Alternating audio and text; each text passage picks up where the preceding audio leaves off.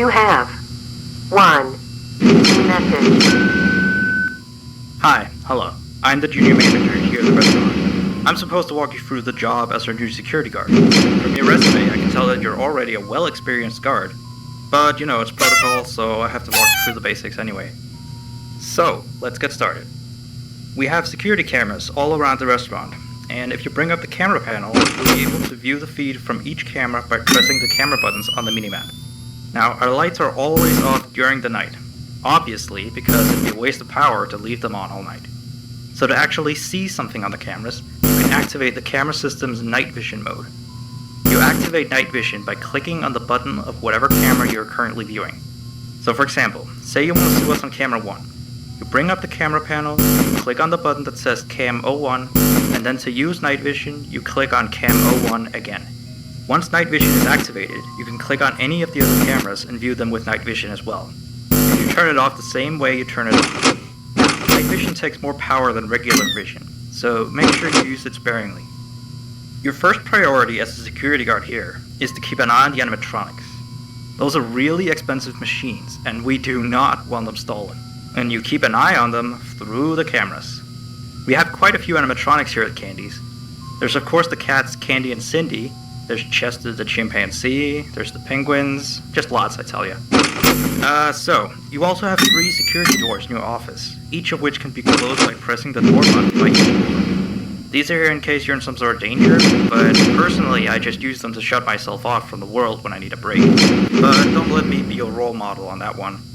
You need to remember that closing these doors takes power, and the longer they're closed, the more power they drain.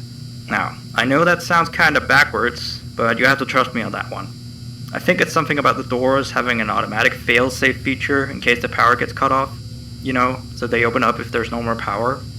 All I know for sure is that they do use more and more power the longer they're closed, so you don't want to keep them closed for too long at a time. Now, the reason I keep mentioning the power is because the restaurant uses a backup power generator at night, which only has a certain amount of juice in it. So anything from viewing the cameras to using the security doors takes power. You can see how much power you have left on the computer on the desk in front of you. Try not to run out of power. If you do though, you won't be stuck in the office since the doors will always open up anyway. Oh, and one last thing. The animatronics aren't completely turned off at night, so they might start walking around a bit. But just be careful not to let any of them into the office, cause we have stuff in there we don't want damaged or anything. Though, don't bother with the ticket booth door, they won't attempt to get in through there. That should be all. You'll hear from me again on your next shift. Have a good night.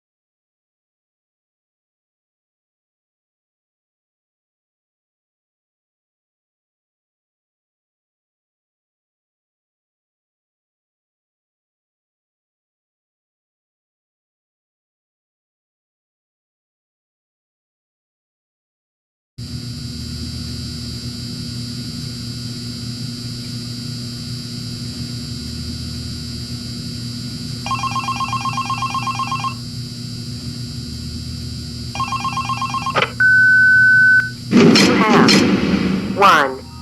New message.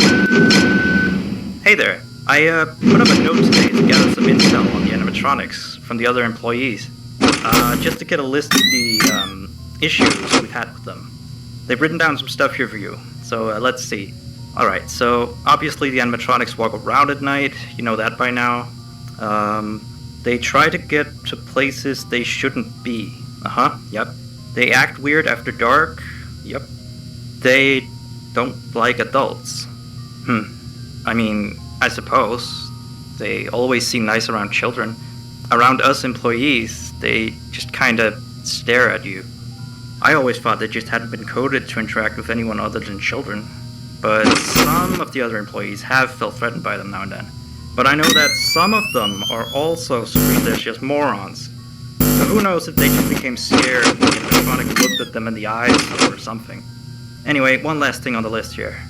The last penguin interferes with the system. There's a sentence I never thought I'd say.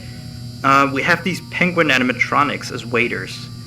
They take people's orders and whatnot. We used to have 3 of them, but 2 of them broke down and haven't been fixed yet. I think they're referring to the 3rd penguin that still works, or, well, apparently doesn't quite work. So yeah, definitely don't let him into the office. His presence alone could probably destroy our systems. Well, that'll be it for now. I'll be sure to leave another message for your next shift.